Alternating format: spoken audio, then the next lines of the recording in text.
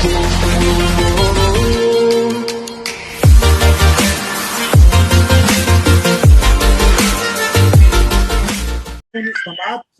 पहिलो श्रृङ्खला सुरु गर्न गइरहेका छौँ। नेपालको पर्वतमा जन्मेर संसारभरि छरिरहनुभएका पर्वतेलीहरू र नेपालमा पर्वत जिल्लाभित्र र पर्वत नेपालभित्र कुनै न कुनै ठाउँमा आफ्नो सामाजिक क्षेत्र होस् अथवा व्यावसायिक क्षेत्र विभिन्न क्षेत्रहरूमा दक्ष हासिल गर्नुभएका र अगाडि बढिरहनुभएका पर्वतेलीहरूका बिचमा पर्वतको विकासका लागि के छन् त अवसरहरू र त्यसका समाधानका उपायहरू के हुन्छन् भन्ने विषयमा हामी छलफल बहस सुरु गर्न गइरहेका छौँ। यो श्रृङ्खला हो र हामी यो बहसलाई निरन्तरता दिनेछौँ। त्यो सँगसँगै पनि पर्वत छाडेर संसारका विभिन्न कुनाहरूमा रहनुभएका पर्वतेलीहरूले गरेको प्रगति, उहाँहरूको अनुभव सभा आउने श्रृङ्खलाहरूमा जोड्दै जानेछ। यो आजको पहिलो श्रृङ्खलामा हामीलाई महत्त्वपूर्ण समय दिएर आदरणीय छलफलमा हुनुहुन्छ र उहाँहरूलाई म यो आजको यो हाम्रो बिसौनी संवादमा स्वागत गर्न चाहन्छु। धन्यवाद। र यस कार्यक्रमको हामी आज पर्वतको विकासमा हाम्रो अवसरहरू के छन् र बाहिर भएका पर्वतेलीहरूको चाहना के छ, के भइदियो हुन्छ भन्ने विषयमा हामी केन्द्रित रहेर छलफल गर्नेछौँ। र यो छलफलमा म अगाडि बढाउन गइरहेको छु र अतिथिहरूलाई स्वागत गर्दै म यो बहसलाई अगाडि बढाउन चाहन्छु।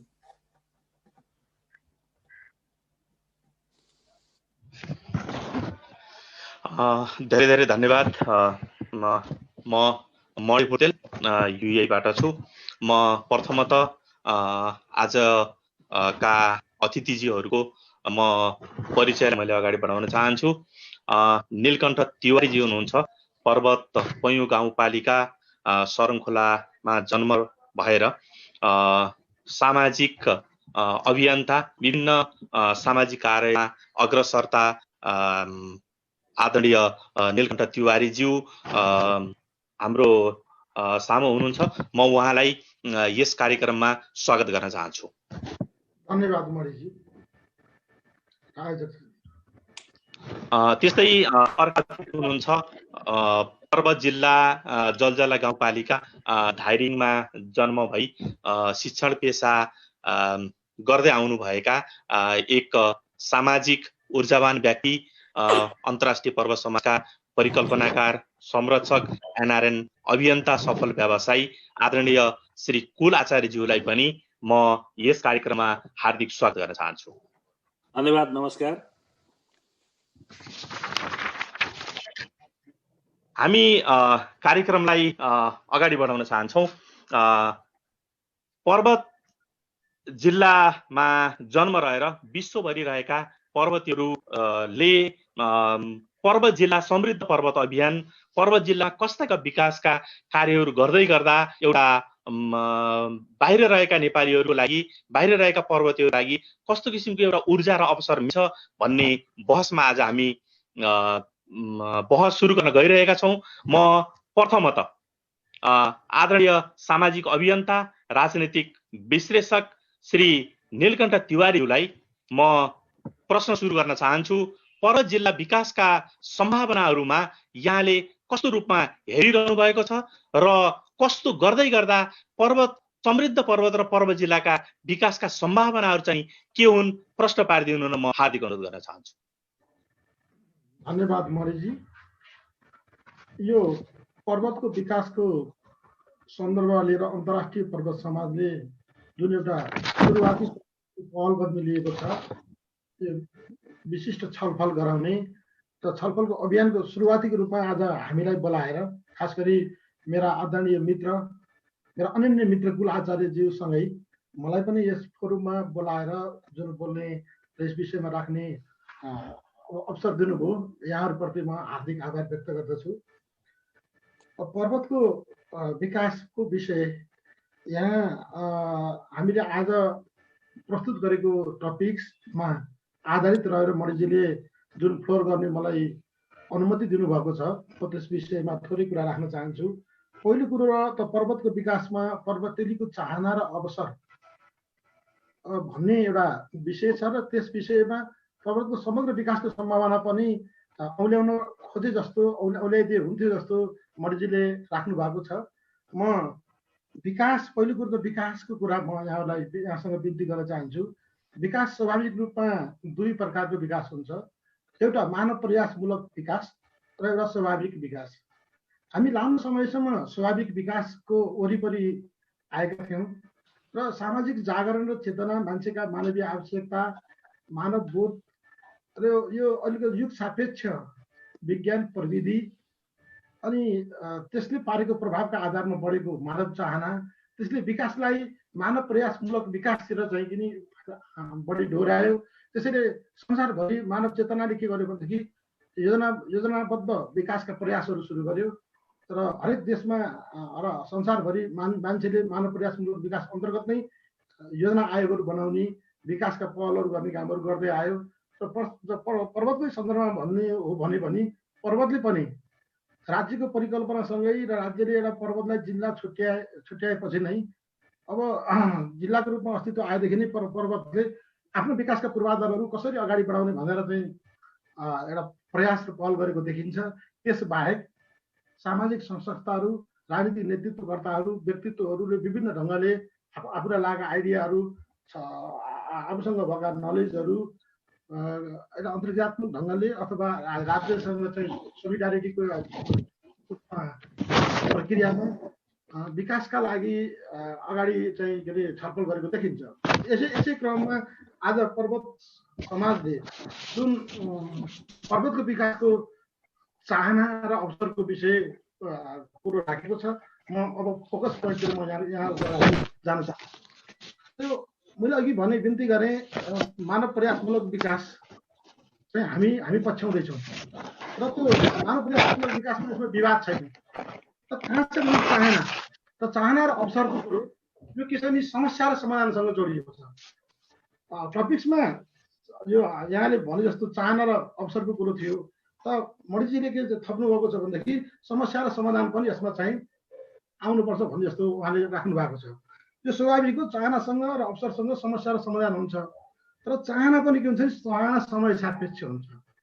आज हामी जसरी पर्वतेलीहरू संसारभरि पुगेका छौँ, हामी जसरी मान्छेको ज्ञान, सभ्यता, मान्छेका चाहिँ मान्छेले बटुलेका अनुभव, सिप सबै चाहिँ के छ भने जति संसारभरि गएका छौँ, त्यसरी पर्वतेली पनि गएको हुनाले पर्वतेलीहरूले पनि त्यो देखेर आफ्नो जिल्लालाई, आफ्नो ठाउँलाई त्यस्तै बनाउनु पाए हुन्थ्यो भन्ने कुरो त स्वाभाविकै हो।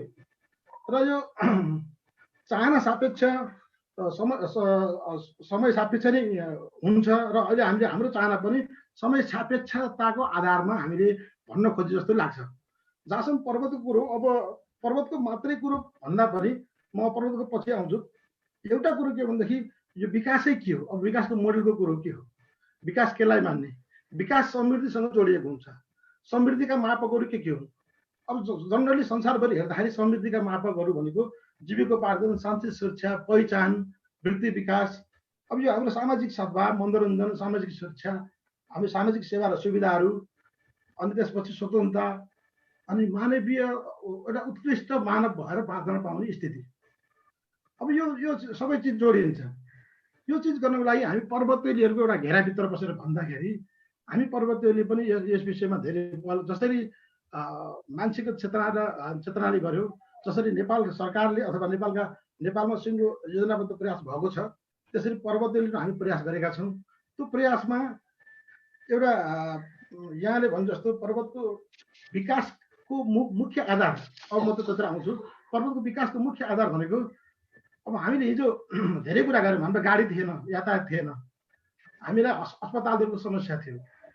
अब गाडी पनि धेरै गाउँ गाउँमा पुगिसकेको छ, अब यातायात पनि गाउँ गाउँमा पुगिसकेको छ। अब हाम्रो फोकस भनेको, अब मलाई यहाँलाई बिन्ती गर्छु, हिजो गाडी नहुँदाखेरि हामीले मोटर कलेक्टर दिन्थ्यो। पञ्चायतकालमा प्रत्येक हाम्रा गाउँका ढुङ्गाहरूमा हुन्थ्यो, विभिन्न त्यस बेलाका चाहिँ राजनीतिक नेतृत्वले सर्वे गर्यो भने ढुङ्गामा सर्वे गराएको चाहिँ इनामीले लेखेर जनताको भोट बटुल्नु पनि बाध्यता थियो सडकको लागि। खानेपानीको त्यस्तै थियो। अस्पतालको त्यस्तै थियो। अहिले त गाउँपालिकामा पनि अस्पताल जान थाल्यो। अब यो एक प्रकारको त्यो हिजोको च्याप्टर अब नयाँ ढङ्गले चाहिँ अब विकासको चाहिँ मापन र सूचक चाहिँ नयाँ ढङ्गले जानुपर्छ भन्नेमा लागेको छ। त्यो के हो भने हाम्रा रिसोर्सहरू, हामीसँग जे रिसोर्स छन्, हाम्रो माटोको व्यावसायिक प्रयोग, हाम्रो माटो र हावापानीको व्यावसायिक प्रयोग नै अबको विकासको चाहिँ केन्द्र हो। म अब यसपछि के छ, समय यसैलाई अगाडि बढाउँ कि के छ मणिजी, कन्टिन्यू गरौँ कि के गरौँ? अब हाम्रो विकासको चाहिँ अहिले तपाईँको मेन बुदामा बसेर हामी कुरा गरौँ, किनभने यो हामी फेरि लामो पनि होला। म नीलकण्ठजीलाई म यहाँ एउटा मैले प्रश्न गर्न चाहे। यहाँ देखिने गरी पर्वत जिल्लाका समाधानहरू चाहिँ नि हजुर मैले भने हाम्रो हिजोको विकासको चाहिँ सूचक अब नयाँ ढङ्गले आइसक्यो। त्यस कारणदेखि नि अब अहिले भनेको चाहिँ माटो र हावापानीको व्यावसायिक प्रयोग हो। हाम्रो गाउँको खेतबारी हाम्रा चाहिँ के छ भने अहिले त हामीले सबैले बुझेको चिज, हामी सबैले महसुस गरिरहेका छौँ र भनिरहेका पनि छौँ। अनि योजना बनाउनुपर्छ भनेर दबाब पनि दिएका छौँ। हाम्रो के छ भने अब हाम्रा खेतका गरा, बारीका पाटा, कान्ला र भिर पनि व्यावसायिक उपयोग गर्नुपर्छ अबको दिनमा। हाम्रो खेतका गरा, बारीका पाटा, कान्ला र भिर पनि, भिरमा मौरी पालेर पनि व्यावसायिक उत्पादन गर्न सकिन्छ भन्ने चिज चाहिँ के छ भने हामीले हाम्रो दिमागमा राख्नुपर्छ। हामी अब संसारभरि छरिएका छौँ पर्वतलीहरू र अब त पर्वतलीहरूको चाहिँ संसारभरिको गमन हेर्दाखेरि, हाम्रो पारिश्रमिक हेर्दाखेरि, हाम्रो चाहिँ आम्दानी हेर्दाखेरि, हाम्रो रेमिटेन्सको स्थिति हेर्दाखेरि हामीले एबिसी 3-4 थरी हामी चाहिँ पर्वतली हुन सक्छौँ। अब मलेसियाको जङ्गलमा सर्पसँग औँठीजरी खोलेर 50 डिग्रीको 55 डिग्रीको तातो घाममा काम गर्ने पर्वतलीहरूले 25,000 पनि नजोगाएका पनि छौँ। अब संसार हाँक्न सक्ने नेतृत्व भएका, त्यसपछि विभिन्न ठाउँमा ठुलो परिणाममा चाहिँ पैसा कमाउन सक्ने व्यक्तित्वहरू पनि छौँ पर्वतलीहरू। त्यसैले अब त्यो चाहिँ उहाँहरूको क्षमता र प्रतिभालाई, उहाँहरूको चाहिँ योग्यता र स्थितिलाई अब एउटा चाहिँ के छ भने हाम्रो आवश्यकताको भने हाम्रो खेतका गरा, बारीका पाटा, कान्ला र भिरको व्यावसायिक प्रयोग गर्नको निम्ति कसरी कसको क्षमता र प्रतिभा, कसको रेमिटेन्स कसरी युज गर्न सकिन्छ भन्नेतिर अबको विकासको मोडेल हामीले चाहिँ त्यसलाई त्यतातिर जोड्नुपर्छ भन्ने लाग्छ। एकैछिन म नीलकण्ठजीलाई यहीँ रोकेँ, एकैछिन म कुलाचार्यज्यूसँग आउन चाहेँ। उहाँले विशेष गरी अहिलेको अवस्थामा जुन हामी विदेशी क्रमसँगै जुन हाम्रो जुन जमिन छ अथवा त्यो स्रोतको सदुपयोग भएको छैन, त्यसलाई चाहिँ सदुपयोग गरेर हामीले पर्वतको विकासलाई चाहिँ अगाडि बढाउन सकिन्छ कि भन्ने कुरा उहाँले एकदमै उठाउनु भयो र विकासका दुईटा कुराहरू पनि राख्नुभयो। तपाईँलाई के लाग्छ? तपाईँ एकदमै नेपालमै पनि एकदम तल्लो स्तरबाटै आफूलाई अगाडि बढाउँदै युकेभित्र बसेर एउटा सफल व्यवसायी र संसारभरिका नेपालीहरूलाई नेतृत्व गर्ने एउटा चाहिँ निकायसम्म पुग्नु भएको एउटा व्यक्तित्वले उहाँले उठाउनुको कुरालाई कति सम्भव छ, अथवा तपाईँ हामी बाहिर बसेका पर्वतेलीहरूको चाहना के हुन सक्छ भन्ने लाग्छ तपाईँलाई? छोटो राखिदिनुहोस्। धन्यवाद गुणराजजी। सर्वप्रथम त हाम्रो बिसाउने संवादमा आज यो कन्सेप्टलाई तयार गरेर अनन्य मित्र, राजनीतिज्ञ, पत्रकार, समाजसेवी नीलकण्ठ तिवारी र मलाई आज यो अवसर दिनुभएको र यो पहिलो संवादमा हामीलाई जोड्नु भएकोमा तपाईँ दुईजना, विशेष गरी गुणराजजी, मणिजीलाई धन्यवाद दिन चाहन्छु। र मलाई गजब पनि लाग्यो, हामी गाउँघरमा जन्मेर हुर्केको मान्छे काम गर्दै गर्दा हामी थाक्थ्यौँ र बिसाउनमा गएर बिसाउँथ्यौँ अथवा चौपारीमा बिसाउँथ्यौँ। र यो शब्दले के अर्थ राख्छ भने हामी जहाँ संसारमा पुगे पनि, जहाँ भए पनि, जति सक्षम भए पनि हाम्रो बिसाउने ठाउँ भनेको आफ्नो जन्मभूमि हो भन्ने सन्देश दिन जुन तपाईँहरूले प्रयास गर्नुभयो, यसको लागि म मेरो हृदयदेखि नै धन्यवाद दिन चाहन्छु। समग्रमा पर्वतको विकास र यो सम्भावना, चुनौतीका विषयमा हामीले केही छलफल गरिरहेका छौँ। म के भन्न चाहन्छु भने पहिलो जेनेरेसनको नेपाली हामी बाहिर छौँ र पर्वतेलीहरू बाहिर छौँ र हाम्रो देशमा अथवा हाम्रो जिल्लामा प्रचुर सम्भावनाहरू बोकेको जिल्ला छ। अहिले 2-3टा कारणले यसलाई म भन्न चाहन्छु। पहिलो कुरो त कृषि जन्य कुरा अघि नीलकण्ठजीले पनि उठाउनु भयो, त्यत्तिकै सम्भावना बोकेको छ। दोस्रो टुरिज्म, यो पर्यटनको क्षेत्रमा पनि त्यत्तिकै अहिले हाम्रो जिल्ला त्यत्तिकै महत्त्वपूर्ण छ भन्ने मलाई लाग्छ।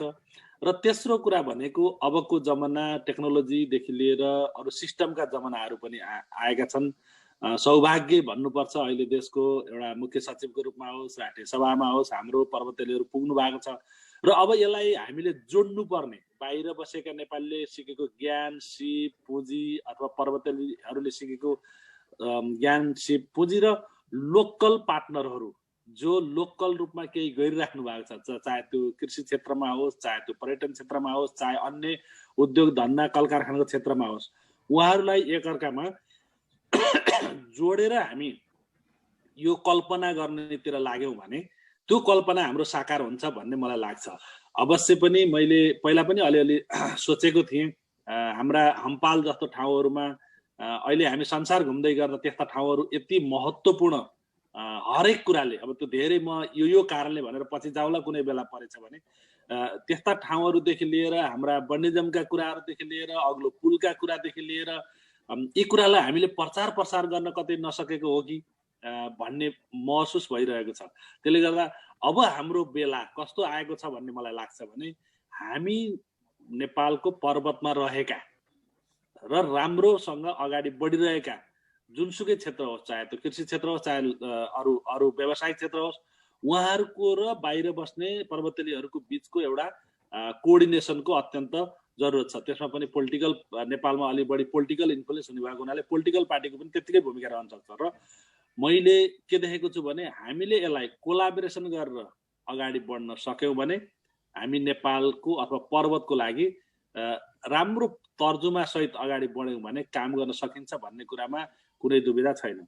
जहाँसम्म नेपालको अहिले बनिरहेका कानुनहरू, नेपालको अहिलेको सिस्टमले गर्दाखेरि संसारभरि रहेका पर्वतेलीहरूलाई पर्वतमा केही गर भन्दै गर्दाखेरि चाहिँ त्यहाँको पारदर्शिता, त्यहाँको एउटा जुन अहिलेको परिस्थितिमा चाहिँ अगाडि बढ्ने सिचुएसन छ त्यसलाई चाहिँ मूल्याङ्कन गरेर लोकल लेभलले अलिकति हेर्नुपर्ने अवस्था मलाई लाग्छ।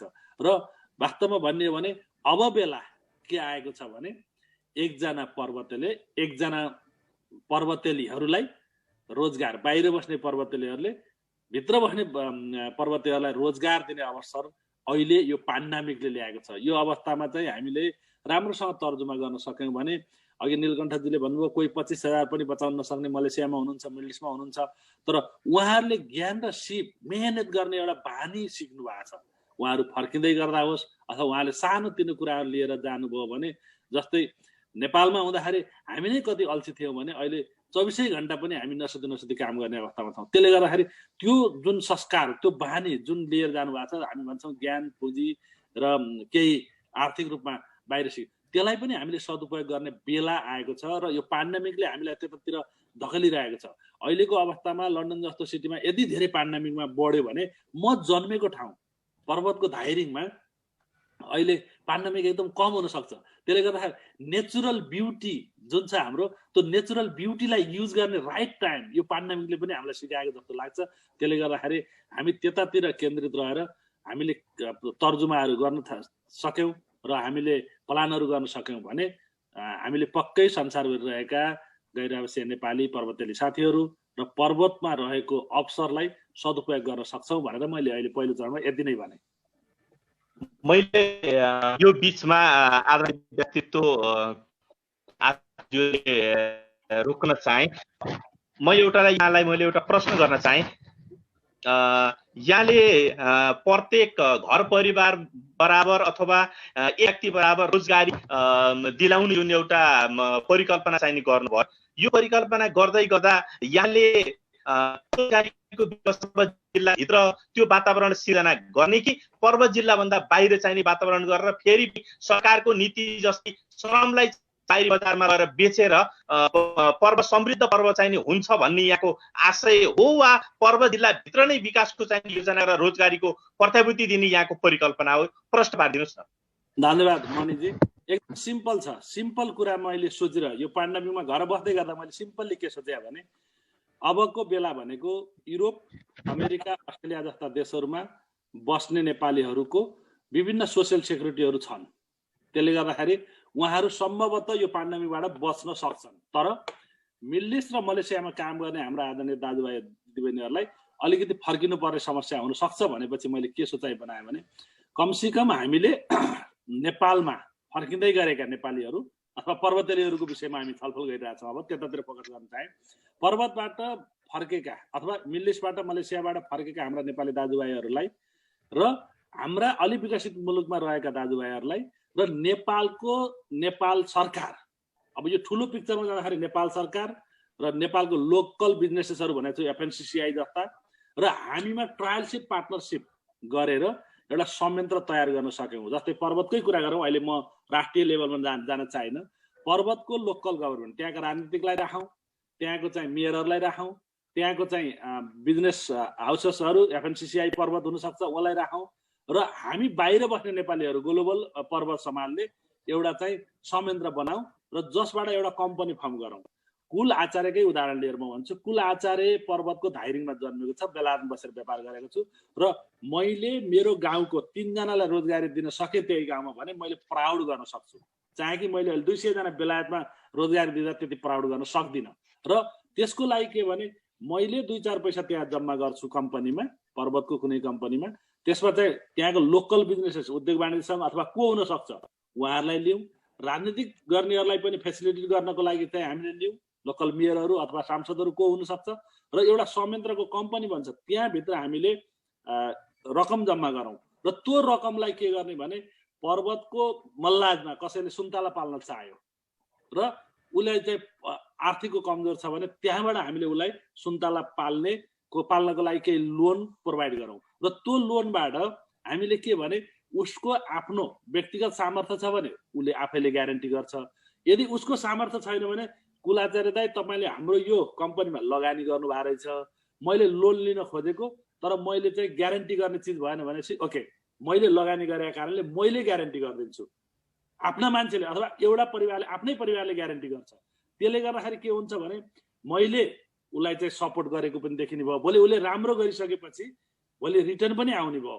त्यसले गर्दाखेरि यो कन्सेप्टलाई डेभलप गर्नलाई हामी लाग्न थाल्यौँ भने के हुन्छ भने मेरो पर्वतको लागि केही गर्नु छ भनेपछि चाहे त्यो मलेसिया होस्, चाहे मिडल इस्ट होस्, चाहे युरोप अमेरिका जहाँसुकै होस्, हामीले संयन्त्र तयार गऱ्यौँ भने पारदर्शी रूपमा संयन्त्र तयार गऱ्यौँ भने ठुलो सानो धेरै रकमहरू जम्मा गर्न सक्छौँ र त्यसलाई परिचालन गर्ने विषयहरूमा हामीले अझै छलफल गर्नुपर्ने जरुरत त छ।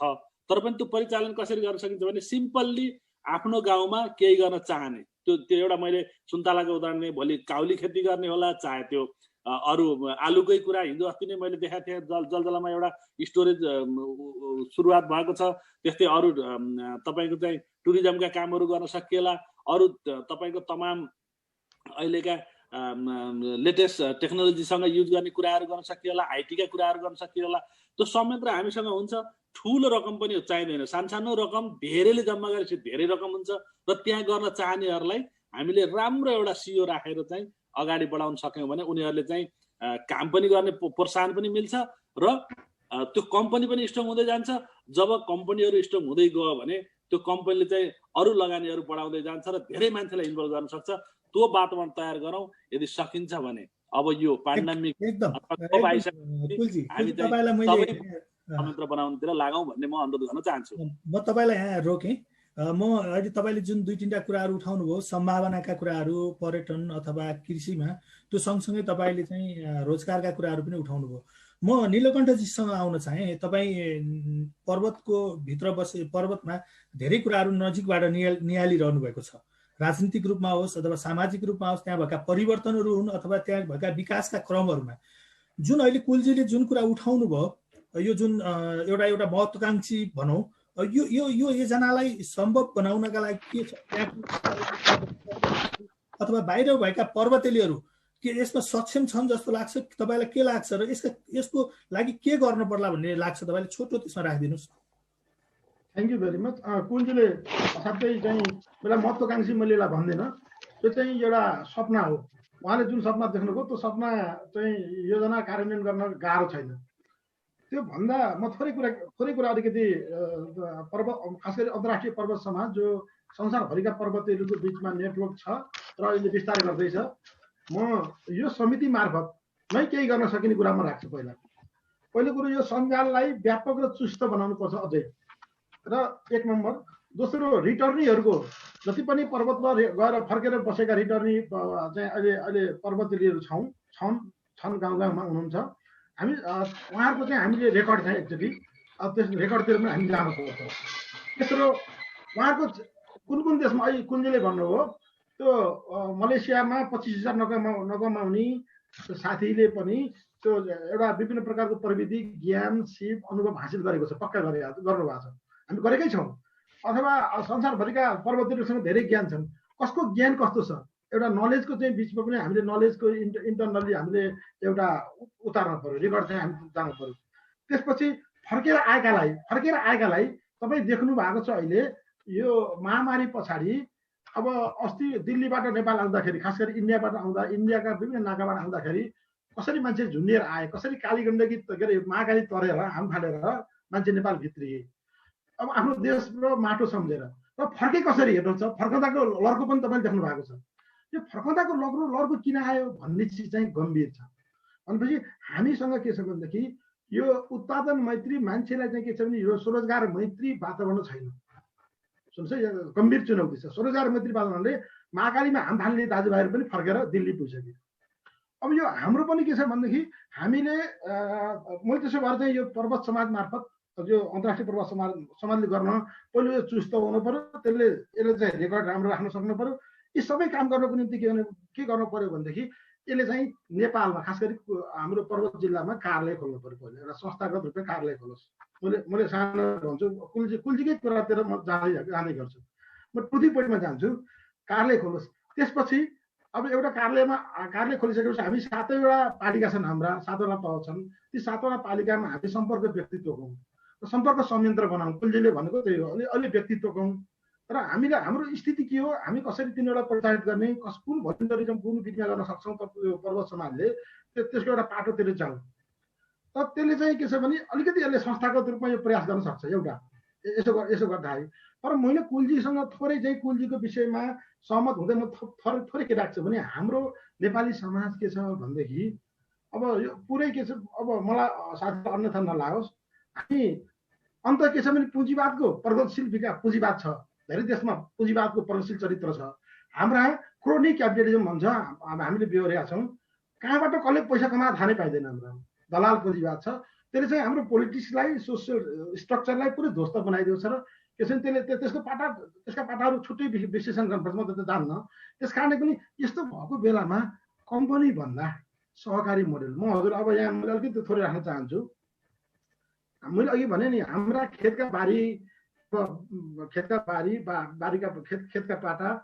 गरा बारीका पाटा कान्ला र भिर उपयोग गर्ने एउटा माध्यम के हुन सक्छ भनेदेखि एउटा कुल्जीले भने जस्तो कम्पनी स्ट्रक्चरमा कम्पनीले भाडामा लिँदै जान पनि सक्छ। र त्यसले के छ भने व्यावसायिक ढङ्गले चाहिँ ठुलो म्यासिभली चाहिँ त्यसले चाहिँ लिएर जान सक्छ। तर मैले अघि नै भने नि हामीसँग चाहिँ हाम्रो देशको राज्य संयन्त्र पोलिटिकल चाहिँ के छ भने हामीले कल्चरको डेभलप गर्न नसकेका कारण कतिपय समस्याहरूको कारण हामीलाई अलिकति सहिलो सहकारी मार्फत हुन सक्छ। जस्तै एक्जाम्पल जलजला गाउँपालिकामा अब 3200 रोपनी जमिन खाली जमिन छ खेत, त्यहाँ अब बारी अनुमान 3500 रोपनी जमिन बारीमा कसैले के लगाउँदैन। मैले एक्जाम्पल भन्दैछु।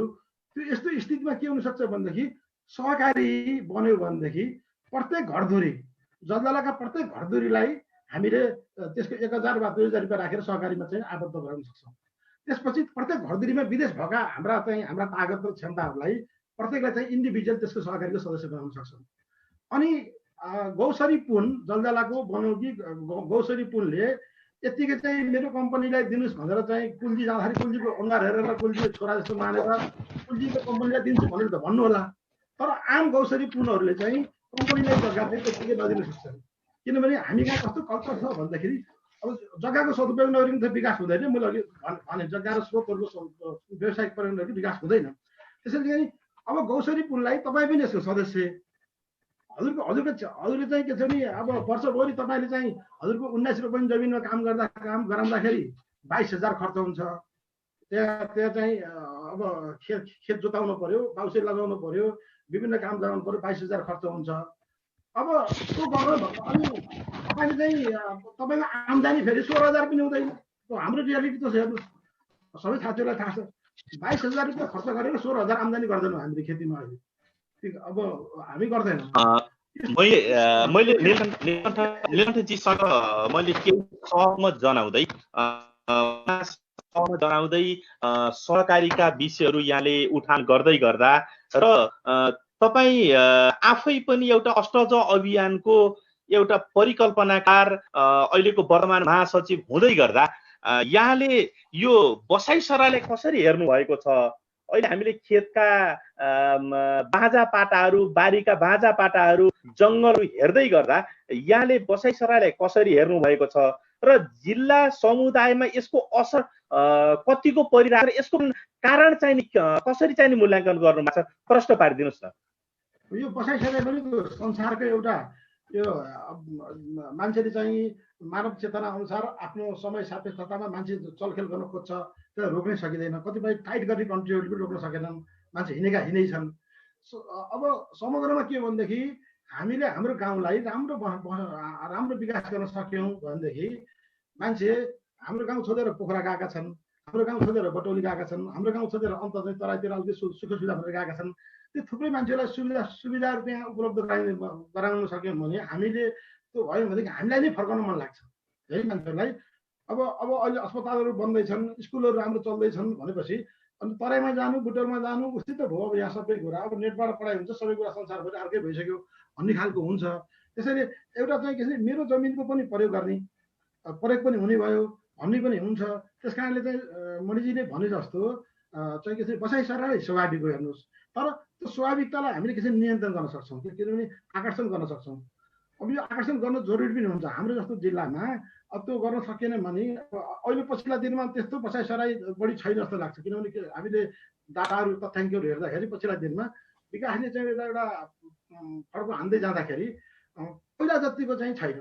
पहिला देशमा द्वन्द्व हुँदाखेरि अलिक बढी भयो, त्यसपछि विकास नहुँदा त्यो सहरतिर जाने, सहरिया जीवन बिताउनु खोज्ने त्यो स्वाभाविकै थियो।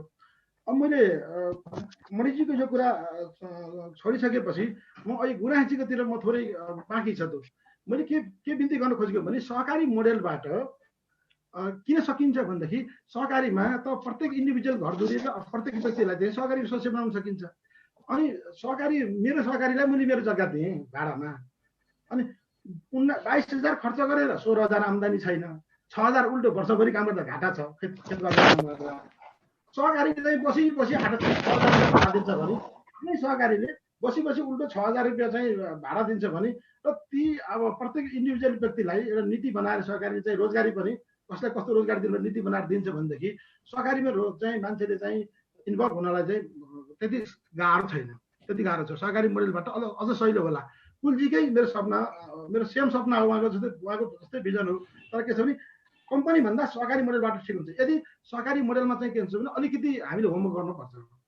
कम्पनीमा जो चाहिँ कन्भिन्सिङको चाहिँ गर्नुपर्छ भने सहकारीमा के छ भनेदेखि राज्य सत्तालाई चाहिँ हामीले राम्रोसँग राज्य सत्ताका विभिन्न चाहिँ तहहरूलाई राम्रोसँग उपयोग र सहकारी गर्नुपर्ने जरुरी हुन्छ।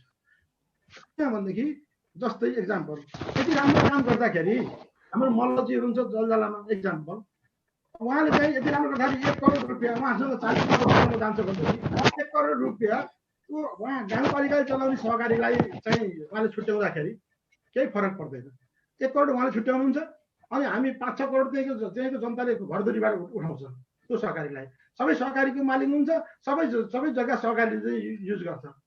व्यक्तिको जबरजस्ती खुस्ने भनेको होइन, व्यक्तिको जबरजस्ती गर्छ भने आफ्नो गर्नेले चाहिँ आफ्नो गर्न दिने, तर सबै चाहिँ उपयोग नभएको चाहिँ जग्गा जति र ठाउँ जति चाहिँ के छ भने त्यो सहकारीले गर्छ र त्यही सहकारीले कृषि पर्यटन गर्छ, उत्पादन गर्छ, व्यवसायीकरण गर्छ, बजारीकरण गर्छ। त्यसलाई चाहिँ के भने स्थानीय सरकार, प्रदेश सरकार र सङ्घ सरकार सबैले चाहिँ के छ भने हाई गर्नुपर्छ। र अब के मैले भन्न खोजेको कुरो के भने हामी त उत्पादन भएका सामानहरूको मार्केटिङ गरिदिने मार्केटर हुन्छौँ। त हामी कन्ज्युमर पनि हुन सक्छौँ। नीलकण्ठजी, एकदम हामी लगानीका बारेमा हामी फेरि पनि अरू श्रृङ्खलाहरूमा छलफल गरौँला। आजको विषयवस्तु भनेको सम्भावना के छन् र त्यो अवसरहरू के छन्, चाहना के छ भन्ने कुरामै हामीले अलिकति जोड दियौँ भने यो संवादको सार्थकता रहला। अब तपाईँ यसै पनि एउटा अभियान, अष्टज अभियान स्थापित अभियान पनि हो, त्यसरी जोडिनु भएको छ, यो सहकारीसँग पनि तपाईँ जोडिनु भएको छ। तपाईँले उठाउनु भएको कुरा एकदमै समसामयिक छ। तर अहिले हामी के चाहन्छौँ भने हामी अहिले तपाईँले उठाउनु भयो अन्तर्राष्ट्रिय पर्वत समाजको कुरा उठाउनु भयो, अनि संसारभरि व्यक्तिगत रूपमा पनि पर्वतेलीहरूले, बाहिर बसेका पर्वतेलीहरूले पर्वतभित्र आफ्नो आफ्नो क्षमता ज्ञान र सिपमा काम गरिराख्नु भएको छ होइन। तपाईँले जुन यसलाई एउटा नेटवर्क बनाउने कुरा गरिराख्नु भएको छ एकदमै ठिक छ। तर त्यो नेटवर्क बनाउने कुरामा हामी यसैका विषयहरूलाई भोलि अन्तर्राष्ट्रिय पर्वत समाजका पदाधिकारीज्यूहरूलाई पनि हामीले यो छलफलमा बोलाएर तपाईँ हामीसँगै छलफल गर्न सक्छौँ। अरू व्यक्तिगत रूपमा फाउन्डेसनका आधारमा पनि फाउन्डेसन खोलेर पनि पर्वतमा काम गरिरहनु भएको छ, उहाँहरूसँग पनि हामी जोड्छौँ। तर आज तपाईँसँग हामी के चाहन्छौँ भने कुलजी र तपाईँसँग सम्भावना के हुन् र चाहना के हुन् भन्ने चाहन्छौँ। त्यसमा अलिकति जोडिएर कुरा गरिदिनु होला। म कुलजीसँग आउन चाहेँ। कुलजी, साँच्चै वास्तवमै तपाईँले देखेको सपना लाई साकार गर्नका लागि म फेरि पनि गएँ। म केमा जान चाहन्छु भने तपाईँ गैर आवासीय नेपाली सङ्घको अभियानभित्र पनि हुनुहुन्छ। नेपालका यो अहिले दोहोरो नागरिकताका कुराहरूसँग जोडिएका भनौँ न कानुनी व्यवधानहरू अथवा त्यहाँ लगानीका अवसरका लागि आउने झन्झटहरू धेरै तपाईँले नजिकबाट बुझ्नु भएको छ। जस्तो अघि नीलकण्ठजीले जुन कुरा उठाउनु भयो यो लगानीका कुराहरूमा, त्यसमा कति सम्भावना देख्नुहुन्छ भन्नाले त्यसका लागि नेपालको जनप्रतिनिधि, पर्वतका जनप्रतिनिधिज्यूहरू अथवा त्यहाँको स्थानीय निकाय, प्रशासन, सरकार, स्थानीय सरकारले के गरिदिँदाखेरि तपाईँले सोचेको सपना अथवा यो तपाईँको चाहनाले मूर्त लिन सक्छ जस्तो लाग्छ? छोटकरीमा राखिदिनु, हामी धेरै क्वेसनहरू पनि छन्। कुलजी, मैले तपाईँलाई अनुरोध गरेँ। थ्याङ्क यू गुणराजजी। फेरि पनि एउटा बिजनेस मिटिङमा बसेको थिएँ मैले, त्यो थोरै मेरो मिटिङको कुरालाई जोडेर म नीलकण्ठजी र गुणराजजीको कुरामा आउन चाहेँ। साथीहरूसँग लगानी कहाँ गर्दाखेरि बढी प्रफिट हुन्छ भन्ने कुरा गर्दाखेरि संसारमा जहाँ बढी करप्सन हुन्छ त्यहाँ लगानी गऱ्यो भने धेरै कमाइ हुन्छ भनेर भने। म यो किन जोड्न चाहेँ भने अहिले देशमा परिस्थिति त्यस्तै देखिएको छ, नीलकण्ठजीले नै अघि उठाउनु भयो। र एकदम यो मैत्रीपूर्ण वातावरण जुन बनाउनु पर्छ भनेर चाहिँ भन्नुभयो नीलकण्ठजीले, म पूर्ण सहमत छु। र अहिले बाहिर बस्ने नेपालीहरूलाई नेपालसँग जोड्नको लागि जुन गैर आवासीय नेपाली नागरिकताको कुरा छ, कानुनी व्यवधानका कुरा छ, त्यो उठाउनु खोज्नुभयो गुणराजजीले। एकदम स्वाभाविक हो। यसमा के छ भने हामीले जबसम्म तिमी नेपाली नै हौ, तिमी पर्वते नै हौ र आऊ बस केही गर भनेर नभने भने कुल आचार्य त आउला, किनभने जन्मियो हुर्क्यो, तर कुलाचार्यको बच्चा बच्ची आउने अवस्था कमजोर हुनसक्छ। तर कुलाचार्यको बच्चा बच्ची आउनलाई के गर्नुपर्छ भने त्यहाँ घर जग्गा जमिन बिजनेस पैसा र त्यो जान आउनको लागि पासपोर्ट अथवा नागरिकता राखिदियो भने I have dual citizen, I have money there, I have business there, so that हामीले त्यसलाई जोड्न सक्छौँ। पहिलो कुरो त्यसले गर्दाखेरि यी जुन वातावरण बनाउने कुरा छ नेपाल सरकारले बनाउने कुरामा अत्यन्त इम्पोर्टेन्ट छ। यसमा मैले भक्कल रूपमा नै पासपोर्टका कुराहरू, गैर आवासीय नेपाली नागरिकताका कुराहरू उठाइरहेको कुरा म गुणराजजीलाई जानकारी नै छ र तपाईँहरूलाई जानकारी छ। म यति मात्रै भन्न चाहे। तर फेरि पनि के हो भने हामी केही गर्न चाहँदै गर्दाखेरि डर पनि त्यत्तिकै छ। डर के को डर छ भने बाहिर गएर बुटैमा टिपेर लिएर आएको पैसा हो, त्यसले गर्दाखेरि चाहिँ यसलाई जे गरे नै हुन्छ भन्ने मनस्थिति पनि नेपालमा नभएको होइन। हामीले गरेका कतिपय बिजनेसहरूमा हामी राम्रैसँग फसेर पैसा सिद्धाएको उदाहरणहरू हामीमै छ। त्यसले गर्दाखेरि त्यसलाई पनि अझ विशेष गरी ध्यान दिनुपर्छ। र मैले एउटा कुरा के भने जुन कम्पनीको सिस्टम अथवा सहकारीको सिस्टम, म टोटल्ली एग्री विथ नीलकण्ठजी, किनभने हाम्रो एमै त्यही हो, लोकल पार्टनरसिप होस्, गभर्नेन्स बडी होस् हामीसँग, र सबैको इनपुट त्यहाँ रह्यो भने त्यो जन्जाल ठुलो हुँदै जान्छ। त्यो मार्फत मेरो पनि हो र मेरो लगानी पनि छ र मेरो प्रफिट पनि छ भन्ने वातावरणले हामी अगाडि जान सक्यौँ भने त्यो अझ इफेक्टिभ हुनसक्छ। मैले अघि नै भनेको थिएँ कि हामीले यो मोडल लागेको मलाई यो यसमा छलफल गर्न सकिन्छ भनेर भनेको थिएँ। त्यसले गर्दाखेरि नीलकण्ठजीले जुन सहकारीको एउटा कन्सेप्ट ल्याउनु भयो, it's might be better than मेरो कम्पनी कन्सेप्ट भन्दा सहकारी कन्सेप्ट अझ बेटर हुनसक्छ। त्यसमा छलफल गर्न सकिन्छ। र वास्तवमा हामीले मसँग जग्गा पनि छ, मेरो सहकारी पनि छ, र मेरो सहकारीलाई मेरो जग्गा दिएको छु भन्दै गर्दाखेरि उसको अपनत्व अझ बढी हुन्छ र इन्करेजमेन्ट पनि बढी हुन्छ भन्ने कुरामा म सहमत छु। अब जहाँसम्म कुरा के छ भने हामीले यी कुराहरू छलफलहरू त गर्दै गर्छौँ, तर टु स्टार्ट फ्रम वेयर, कसरी हामी सुरु गर्न सक्छौँ र कसरी अगाडि बढ्न सक्छौँ भन्ने कुरामा फेरि पनि के छ भने अहिलेको परिस्थितिमा हामी व्यक्तिगत रूपमा सानोतिनो जोडिएर कसै साथीहरूसँग पार्टनरसिप गरेर भोलि धोका नदेलान् भन्ने हिसाब किताबमा नेपालमा केही गरिरहेको होला, तर अलिक कन्सेप्ट ठुलै बनाउँदाखेरि संयन्त्र यस्तो स्ट्रङ हुनु पर्यो कि त्यहाँ कसैले राजनीतिक इन्फ्लुएन्स गरेर मेरो मान्छेलाई जाहेर दिए भन्ने किसिमको हुनु भएन कि क्यापेबल मान्छेलाई जाहेर दिनु पर्यो। अनि त्यसपछि गएर हामीले गर्ने फाइन्ड आउट गर्ने प्रोजेक्ट कसैको व्यक्तिगत रूपमा इन्फ्लुएन्स गरेर लिनु भएन, त्यो राइट र सही प्रोजेक्ट हो भन्ने कुरा को हिसाब किताब लिन सक्नु पर्यो। ती कुराहरूलाई हामी एउटा अन्तर्राष्ट्रिय मापदण्ड अनुसार एउटा ग्लोबल च्यालेन्जिङ जसरी गरेर अगाडि बढ्न सक्ने क्यापेसिटी भएका हाम्रा नेपालीहरू, मनिजीहरूले कति राम्रो गर्नुभएको छ युएमा, त्यस्तै हाम्रा संसारभरि रहेका पर्वतीयहरू एउटा दक्षता भएका भोलि फर्केर आएर लिड गर्न सक्ने अवस्था पनि बन्ला। र नेपालमै पनि अहिले यति दक्ष साथीहरू हुनुहुन्छ जो प्रोफेसनली लिड गर्न सक्ने साथीहरूको एउटा संयन्त्र बनाउन सक्यौँ भने हामीले केही गर्न सक्छौँ भन्ने लाग्छ। र फेरि पनि समग्र पोइन्टमा आउँदाखेरि के हो भने अवश्य पनि एउटा वातावरण तयार गर्नुपर्छ, कानुनी झन्झट मुक्त बनाउनुपर्छ, वेलकमिङ वातावरण हुनुपर्छ, जहाँ कि एउटा फिलिङ्सले नै वा जाउँ भन्ने वातावरण बनाउनुपर्छ। हो नेपाल आफैमा पनि अहिले अलिकति पोलिटिकलदेखि लिएर सबै कुराको अनस्टेबिलिटी अझै पनि छ भन्ने हामीलाई लाग्छ। त्यसले गर्दा सिस्टममा नेपाल सरकारले नै एउटा वेलकमको वातावरण बनाउनु पर्ने पहिलो जरुरत हुन्छ। र पर्वत हो भने पर्वतको सरकारले चाहिँ अझ वेलकमिङ गर्ने वातावरण तयार गर्न सक्यो भने, सबैलाई हामीले एक ठाउँमा राख्न सक्यौँ भने हामीले सोचेको सपनालाई केही न केही एउटा बाटो तयार गर्न सक्छौँ भन्ने मलाई लाग्छ। धन्यवाद। धन्यवाद कुलजी। म एकैछिन नीलकण्ठजीसँग आउन चाहे तपाईँकै कुरालाई जोडेर। विशेष गरी अहिले पर्वतबाट संसारभरि अब लगभग एउटा घरको एकजना युवा विदेशीको अवस्था छ र आफ्नो तरिकाबाट पर्वतमा काहीँ न काहीँ आफ्नो व्यक्तिगत क्षमता अनुसार कुनै न कुनै रूपमा सामाजिक क्षेत्रमा काम भइरहेका छन्। अब म यहाँ पात्रहरू धेरै हुनुहुन्छ होइन, जस्तो यहीँ कुलाचार्यजी हुनुहुन्छ होइन, रविजङ लामिछाङजी हुनुहुन्छ अथवा दुर्गामिलन रुङजीहरू हुनुहुन्छ। इक्जाम्पल धेरै व्यक्तित्वहरू पर्वतभित्र व्यक्तिगत रूपमा पनि र संस्थागत रूपमा काम गरिराख्नु भएको छ। धेरै संस्थाहरू पनि छन्, नदेखिएका धेरै संस्थाहरू पनि काम गरिरहेका छन्, अन्तर्राष्ट्रिय पर्वत समाज मात्रै होइन। तर यति हुँदाहुँदै पनि कहिलेकाहीँ के देखिन्छ भने नेपालमा पर्वतका जनप्रतिनिधिहरूले, स्थानीय निकायहरूले बाहिर भएका, अघि कुलजीले एउटा कुरा एकदमै महत्त्वपूर्ण कुरा उठाउनु भयो, बाहिर बस्नेहरूसित पैसा हुन्छ। अब जे कुरालाई पनि सहयोगका आधारमा जे कुराहरूमा पनि बाहिर भएका मान्छेहरूसित जोडिने गरिन्छ, तर त्यो हिसाबको सम्मान अथवा वातावरण नभएको हो कि विगतका केही कार्यक्रमहरूमा त्यो देखिन्छ, जनप्रतिनिधिहरूप्रति त्यति उत्साहित नभएका हुन् कि हामी बाहिर भएका पर्वतेलीहरू भन्ने एउटा वातावरण देखिन्छ। तपाईँलाई के लाग्छ, यसको कारण के हुन सक्छ? नीलकण्ठजी। एकदम ठिक, थ्याङ्क यू। एकदम गहन र संवेदनशील प्रश्न उठाउनु भयो। किनभनेदेखि यो गैर आवासीय नेपाली सङ्घ सन् 2003मा सुरु भयो, 3मा चाहिँ खास पहिलो सम्मेलन भयो। त्यति बेला के छ भने काठमाडौँमा डाक्टर उपेन्द्र महतो, जीवा लामिछाने लगायत 2-4 जना भन्दा धनाढ्यहरू यसमा हुनुहुन्थ्यो वास्तवमा। अहिले पनि धेरै चाहिँ व्यक्तिगत धनी हुनुहुन्न। म कुल आचार्यजीलाई ठुलो धनी मान्दिनँ, उहाँ मनको धनी हो, देशका लागि जिल्लालाई गर्छु भन्ने, तर पैसै भएका धनीहरू एनआरएन सिङ्गो मुभमेन्टमा त छैनन्। धेरै जम्मै मान्छे चाहिँ अब शेष गली त हुनुहुन्न।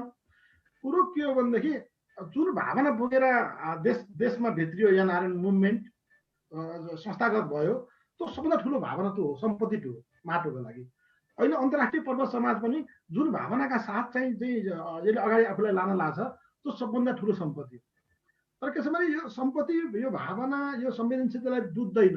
हामीसँग बुझ्ने समस्या छन्, तपाईँले भनेको सही हो। किन बुझ्दैनौँ भनेदेखि हामी कहाँ त्यो प्रकारको कल्चरै विकास गर्न पाएनौँ। अब यसमा कसैलाई दोष लगाउँ, व्यक्तिगत रूपमा दोष लगाउने ठाउँ पनि छैन, कुनै पार्टी विशेषलाई दोष पनि लगाउनु छैन।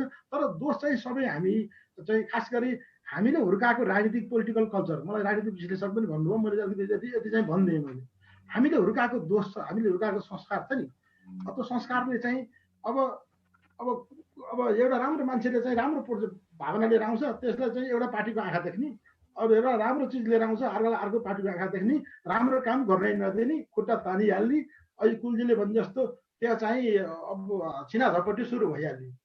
अब यस्तो स्थिति छ, यसका स्थितिका बावजुद पनि अब हाम्रो मुभमेन्ट जुन एउटा सोसियल मुभमेन्ट छ यो अहिले पर्वत समाज, यस्तो मुभमेन्टले यी सबै आउँछन् भनेर हामी बुझ्नुपर्छ। यी सबै प्रकारका छक्का पन्जा तिगडम षड्यन्त्र फटाइ बैमानी धुर्क्याइ सबै चिज यहाँभित्र आउँछन्। यस्ता यस्ता सोसियल मुभमेन्टमा राम्रो मुभमेन्ट चलाउँदाखेरि यी सबैलाई छेक्न सक्छु भनेर हामी अगाडि बढ्नु सकिन्छ।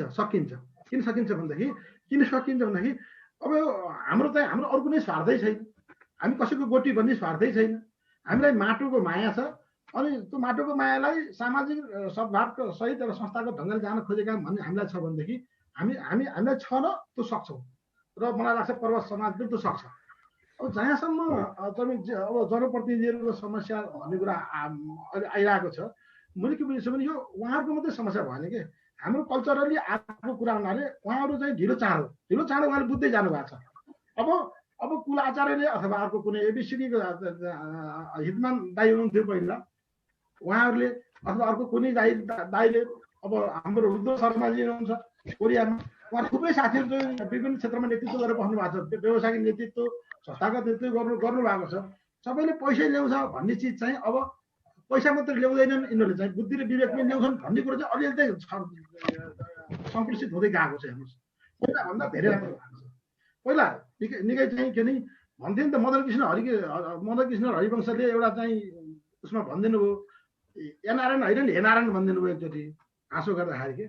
त्यसपछि हेनारायण भनेका धनी पुँजीपति हुन् मात्रै भन्ने भएको थियो। पर्वतीको हकमा पनि अब सुरुमा के छ भने अलिक अब एउटा गाडी चलेर गाडी भाडा लिएर जानु पर्यो। अब तपाईँ गाउँतिर त जुन पाए त्यही गाडी जाँदैनन्, अनि गाडी भाडा लिएर गाडी चढेर जाँदाखेरि चाहिँ अलिक सुकिलो मुकिलो गएपछि योसँग पैसै हुन्छ भन्ने खालको चाहिँ हाम्रो कल्चर थियो र विदेशमा गएर आएपछि बुटैबाट पैसा टिपेर ल्याएको छ भन्ने खालको पनि छ।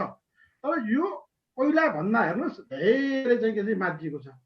अब किनभने किन यो माजियो भनेदेखि अहिले सूचना प्रविधि पनि सर्लङ्गै छ। अर्को कुरो गर्न खोजेको कुरो पनि बिस्तारै मान्छेहरू बुझ्दै नेगेटिभ दिमाग चाहिँ पोजिटिभ हुँदै गएको पनि छ। हामीले नेगेटिभली पनि नलियो, नेगेटिभ आउँछन् भनेर बुझेरै हामी अगाडि बढियो। तर के छ भने अहिले पछिल्ला दिनमा भएको चाहिँ जो चाहिँ मान्छेहरूको बुझाइ छ त्यो सकारात्मक दिशातिर गएको हुनाले हामी केही गर्न सक्छौँ, सामूहिक रूपमा गर्न सक्छौँ भन्ने मलाई लाग्छ। कुलजीले भने जस्तै हामी अब यो लोकल लेभलमा संयन्त्र बनाइसकेपछि काम गर्नेहरूको टिमले लोकल लेभलमा संयन्त्र बनाइसकेपछि अन्तर्क्रिया छलफल माध्यमबाट हामी बिचमा रहेका असमझदारी र हामी बुझाइमा भएका समस्याहरू सजिलै हल गर्न सक्छन् जस्तो लाग्छ मलाई। अब धन्यवाद नीलकण्ठजी। हामीसँग पर्वतमा बसेर पत्रकारिता गरिरहनुभएका पत्रकार साजन परियार भएको छ जुनमा। साजनजी तपाईँको केही छ, उहाँहरूसँग तपाईँको केही कुरा प्रश्न छ भने राखिदिनु होला। अब हामी कार्यक्रमको अन्ततिर आइरहेका छौँ। साजनजी सुन्नु भएको छ?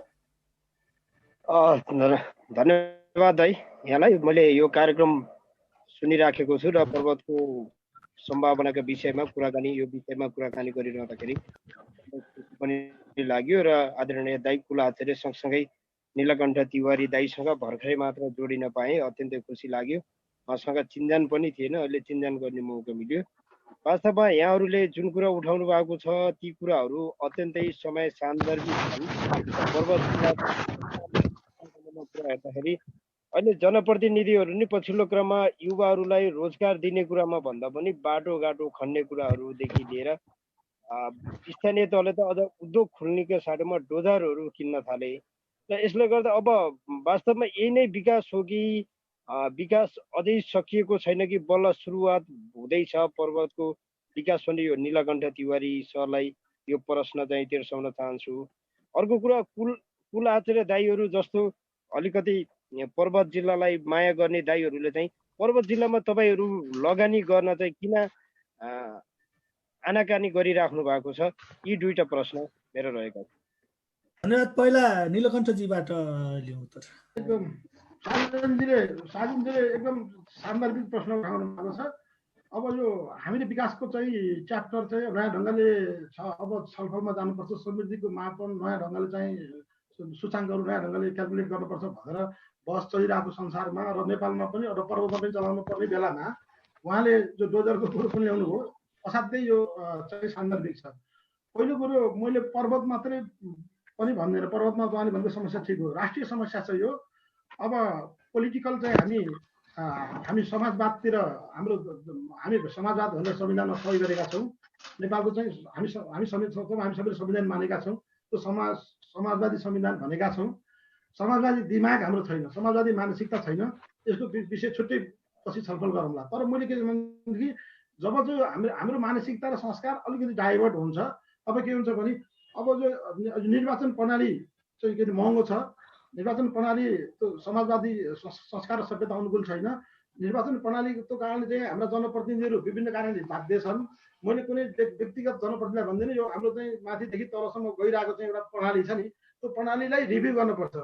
अब भन्छु म, किनभने कोही पनि वडा अध्यक्षलाई जनप्रतिनिधिलाई आफ्नो डोजर किनेर अथवा आफ्नो भनेको मान्छेलाई डोजर किन्न लगाएर नचाहिने ठाउँमा बाटो खनाउन मन नहुनु पर्ने हो। अब चाहिने नचाहिने ठाउँमा अब हाम्रो विकासको मोडेल त कस्तो छ भनेदेखि एउटा ठुलो डाँडाको बिचमा 2 घर छ, त्यो 2 घरलाई पानी, बिजुली, टेलिफोन, सडक बनाइदिनु पर्ने छ हाम्रो देशको छ। अब यो राष्ट्रिय समस्या, त्यो राष्ट्रिय समस्यालाई फेरि पनि के छ भने हामीले लोकल लेभलमा त त्यसलाई इराडिकेट निर्मूल गर्न सक्छौँ नि त। त्यो किन चाहियो छैन भनेदेखि हामीले कन्भिन्स गर्न सक्छौँ उहाँहरूलाई, त्यो 2 घर हुने दाजुभाइलाई हामीले कन्भिन्स गरेर बस्तीमा लिएर आएर सरकारी जमिनमा लिएर आएर विशेष निर्णय गरेर हामी एउटा चाहिँ नयाँ बस्ती बसाल्न सक्छौँ, बस्तीमा ल्याएर जोड्न सक्छौँ। त्यो किन गरिरहेको छैनौँ? त्यो प्रकारको मोडालिटीमा हामी जान सकेका छैनौँ। मलाई लाग्छ त्यो ताकत छ स्थानीय लेभलसँग। तर हामीले के छ नि, हामी पुरानै पारामा चलेका छौँ। यो पुरानै पारामा चल्ने कुरो चाहिँ केही समय चाहिँ रहन्छ। हेर्नुहोस्, अब यो भर्खरै चाहिँ राजेन्द्रले भनेको समस्या, राजेन्द्रले जुन भन्नुभयो त्यो समस्या हल हुने भनेदेखि त यहाँ हामी चाहिँ शास्त्रीय समाजवादतिर रामराज्यतिर अगाडि चाहिँ बढ्थ्यौँ जस्तो लाग्छ। अब त्यो अहिले भर्खर त हुँदैन। तर मलाई लाग्छ यो निर्वाचन प्रणाली रिभ्यू गर्न, अनि त्यसपछि सबै व्यक्तिलाई रिभ्यू गर्न पोलिटिकल पार्टी र सिस्टम सिस्टम माथिबाटै रिभ्यू गर्नुपर्ने जरुरी छ। त्यो कनेक्सन तलदेखि माथिको जोडिएको छ, यति छिटै हल हुँदैन। तर हामी प्रयास गर्नुपर्छ, किनभने लोकल लेभलमा हाम्रो अब साधनजी, हामी तपाईँ हाम्रा सामाजिक अभियन्ता साथीहरू, हामी यो कार्यक्रम सुनिरहेका सबै साथीहरूले के छ भने विकासका त्यो 2टा घरलाई टेलिफोन, बिजुली, पानी लान र सडक खनिएर लानको निम्ति लान भन्दा त्यहाँ यो 2टा घरको निम्ति हामी 30 लाख खर्च गर्छौँ सबै कुरा खर्च गर्दा। भनेपछि त्यो 30 लाखले त उसलाई मजासँग चाहिँ राम्रोसँग व्यवस्थापन गर्न सकिन्थ्यो एउटा बजारसँग जोडेर लिएर आएर।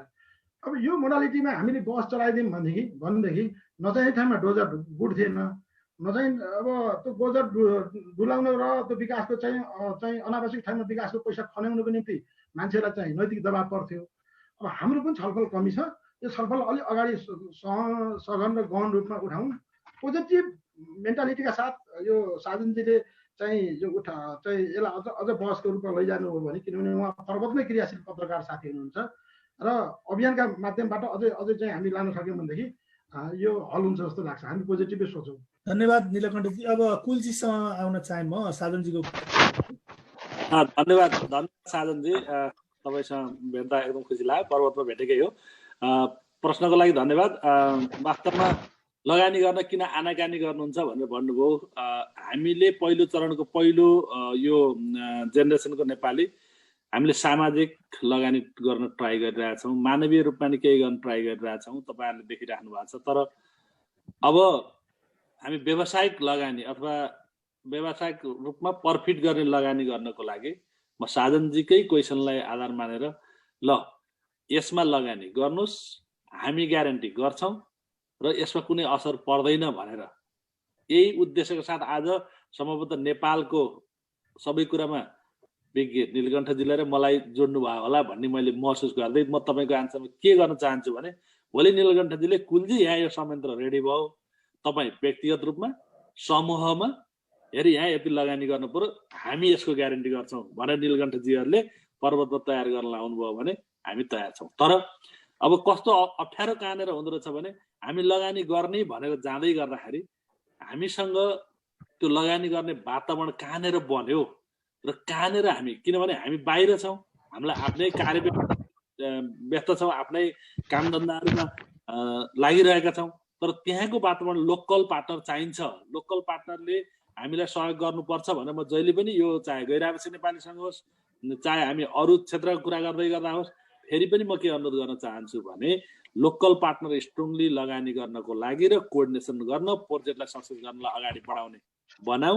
हामी फेरि पनि भने व्यक्तिगत रूपमा हामी सामूहिक रूपमा मार्फत हामी लगानी गर्न कति पनि आनाकानी गर्दैनौँ, तर यति ग्यारेन्टी हुनु पर्यो कि अबको जमानामा आएर कसैको लगानी नेपालमा अहिले जुन तरिकाले चाहिँ अगाडि बढिरहेको छ त्यो अवसरलाई रोक्ने। धेरै धन्यवाद आदरणीय व्यक्तित्व आचार्यज्यू।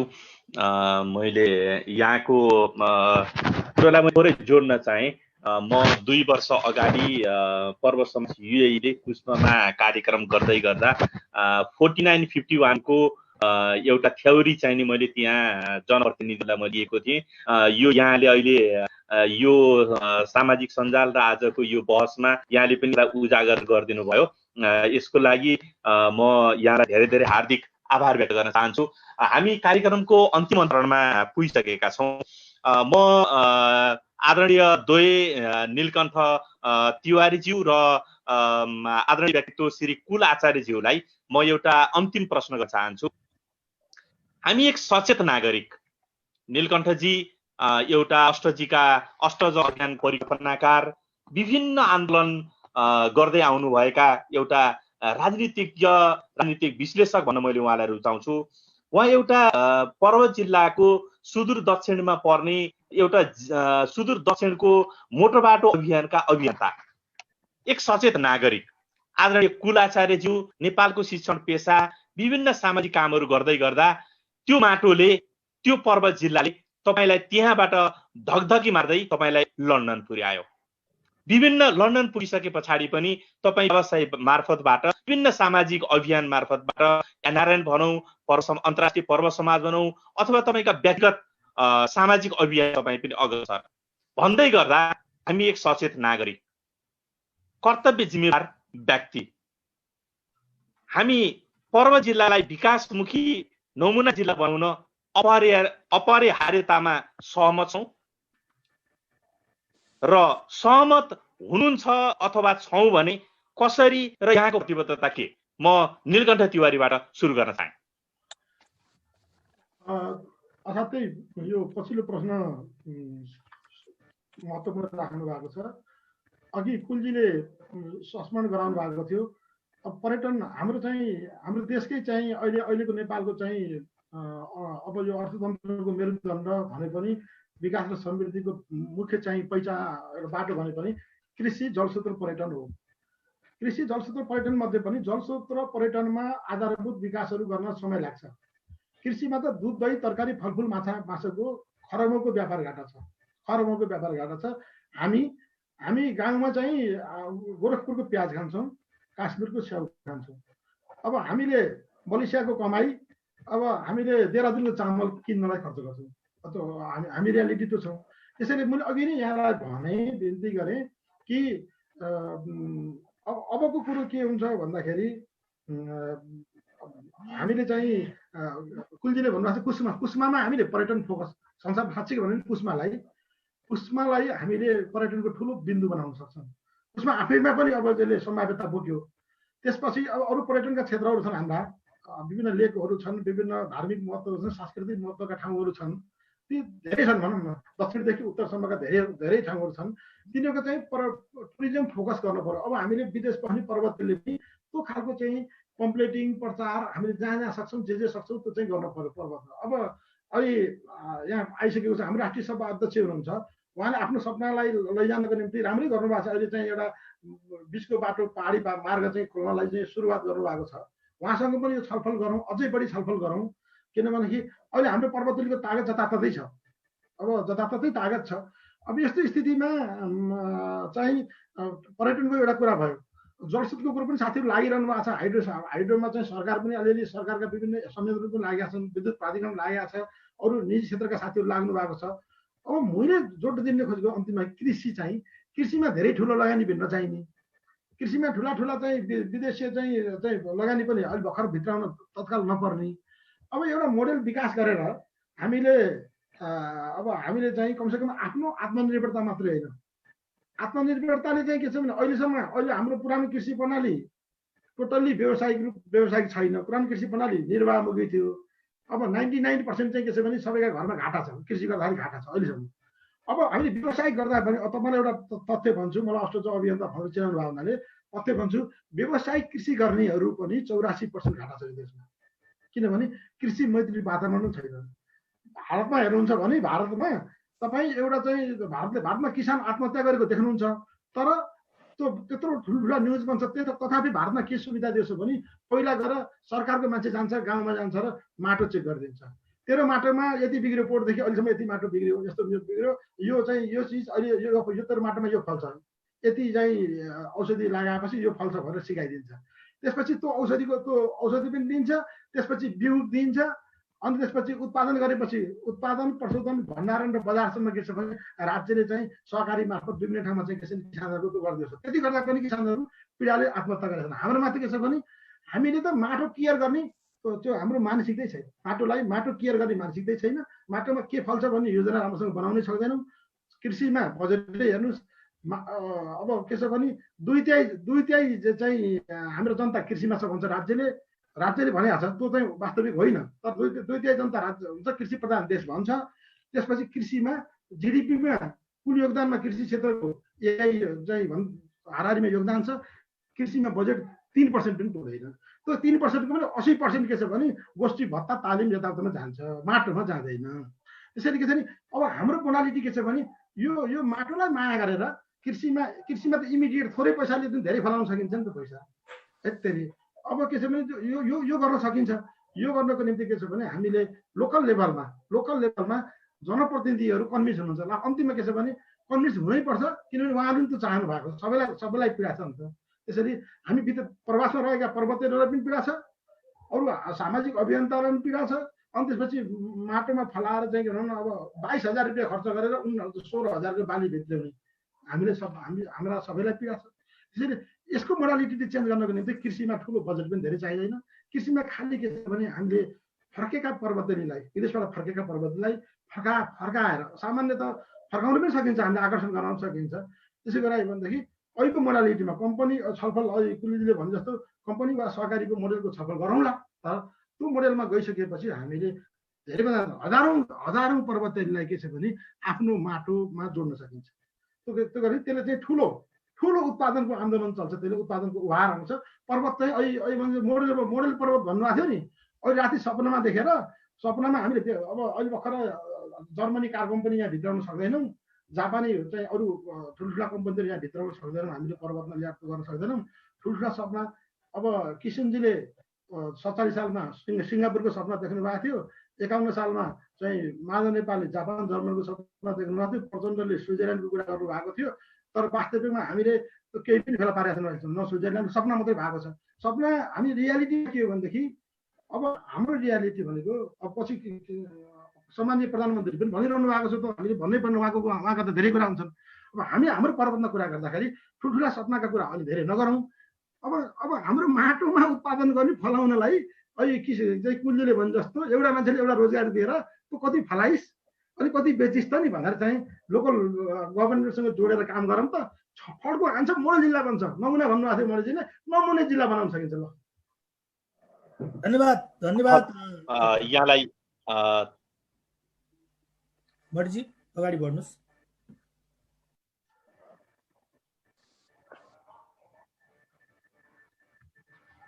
मर्जीको उसमा धन्यवाद नीलकण्ठजी।